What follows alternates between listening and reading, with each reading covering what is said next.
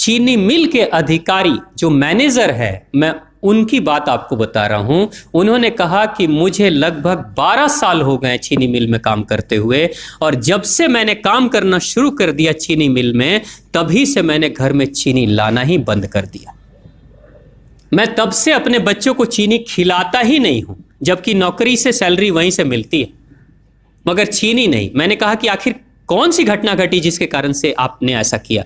तो उन्होंने बताया एक छोटी सी घटना कि चीनी मिल में जो ये पानी निकलता है ना, चीनी के बनने के बाद उस प्रोसेसिंग में जो पानी निकलता है, उस पानी में वो सारा केमिकल भी मिक्स रहता है, और उस पानी को चीनी मिल वाले लोग अक्सर एक टंकी में जमा करके रखते हैं।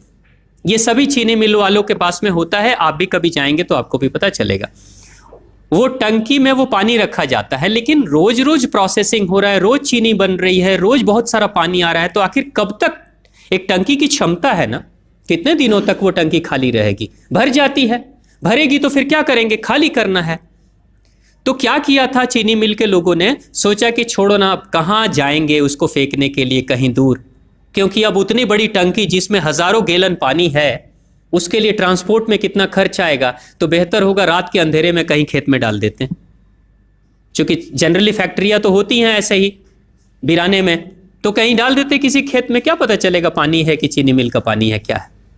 तो ये सोचकर मैनेजमेंट वाले लोगों ने रात में ही उस पानी को खेतों में छुड़वा दिया, और नतीजा ये हुआ कि उस खेत की सारी फसल जल गई, मिट्टी बंजर हो गई। और जब किसान पता करने लगा कि आखिर क्या हुआ मेरे खेत में, जब चेकअप कराया वो मिट्टी का, तो पता चला कि इसमें तो चीनी मिल का जो वेस्ट मटेरियल है वो डाला गया है। तब उसको खबर मिली कि हाँ, किसी स्टाफ ने बताया कि हाँ, हमारे चीनी मिल से ही पानी डाला गया था आपके खेत में, और पूरी मिट्टी बंजर हो गई। उसने केस कर दिया और चीनी मिल वाले को मुआवजा देना पड़ा लाखों रुपए। तभी से वो स्टाफ कहते हैं कि जो मिट्टी को बंजर कर दे वो इंसान के शरीर में जाए तो क्या करेगी। उसी के बाद से मैंने अपने घर में चीनी लाना बंद कर दिया। और सच्चाई है, लगभग अगर आप देखेंगे तो अंग्रेजों के आने के समय अंग्रेज पहला चीनी मिल इन्होंने भारत में ही लगाया था। पहला चीनी मिल भारत में ही अंग्रेजों का लगा, और अंग्रेजों ने चीनी की शुरुआत की। भारत के लोग गुड़ खाते थे, चीनी नहीं खाते थे, उन्होंने बहिष्कार किया, बिल्कुल नहीं। लेकिन चीनी और चाय पत्ती दोनों के लिए लोगों को तैयार किया गया था। चाय पिला पिला कर फ्री में, चीनी के लिए तैयार किया गया और चाय के लिए भी तैयार किया गया। अंग्रेज ने जब से ये शुरू किया है, और पिछले 50 वर्षों से हमारे समाज में चीनी खाने का प्रचलन बहुत तेजी से बढ़ा है, और उसी समय से भारत के लोगों के बच्चों के शरीर में कैल्शियम की कमी होनी शुरू हो गई है। अगर कोई मां, अगर कोई बहन जो गर्भवती हो, गर्भकाल के दौरान अगर चीनी का सेवन अगर कोई बहन कर रही हो, तो चांसेस ज्यादा होते हैं गर्भपात होने के।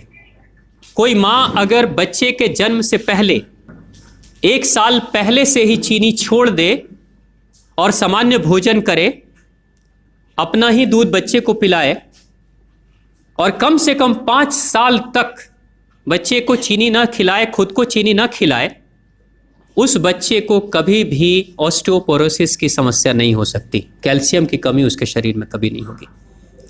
चीनी जब जाती है आपके शरीर में, तो बाहर जब निकलती है तो अकेले नहीं निकलती, कैल्शियम लेकर निकलती है।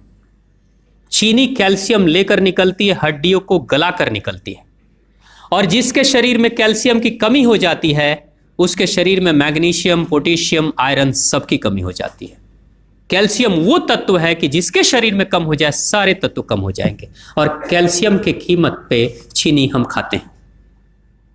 भारत, पाकिस्तान, बांग्लादेश, नेपाल, ऐसे कुछ देशों के अलावा दुनिया के बहुत सारे ऐसे राष्ट्र हैं जहां चीनी का इस्तेमाल ही नहीं होता। आज भी चीनी खाते नहीं, बहुत सारे देश नहीं खाते बिल्कुल। आप गुड़ खाया करिए, वो ज्यादा बेहतर है, चीनी को छोड़िए।